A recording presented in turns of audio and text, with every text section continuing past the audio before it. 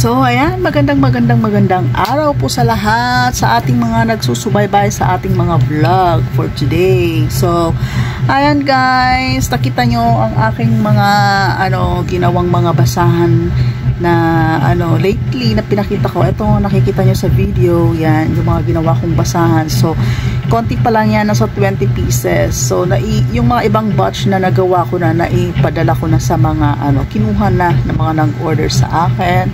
So, and nakalimutan nila mag-picture for another proof. So, wala tayong picture. Pero kung tutuusin, marami po tayong pa-order. So, ito, nakikita nyo naman sa video. Ito po, nakikita nyo sa video na to. Pa-order ko yan. So, yung tinatali ko is 10 pieces yan na piraso.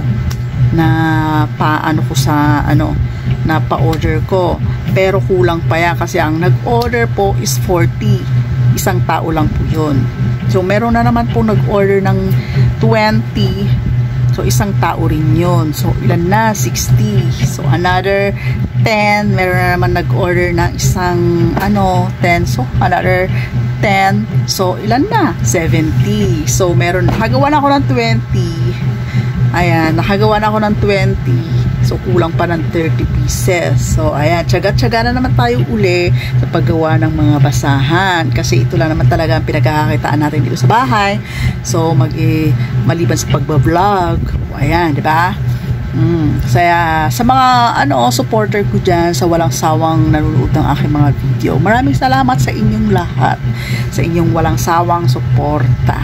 Ayan, hanggang dito na lang guys. So, kung nagustuhan nyo ang aking video, paki-like and share na rin po para po mapanood ng iba. At paki-comment na rin po kung saan po kayong lugar para naman po mapa-shoutout ko ang inyong pangalan sa susunod na aking video. Salamat!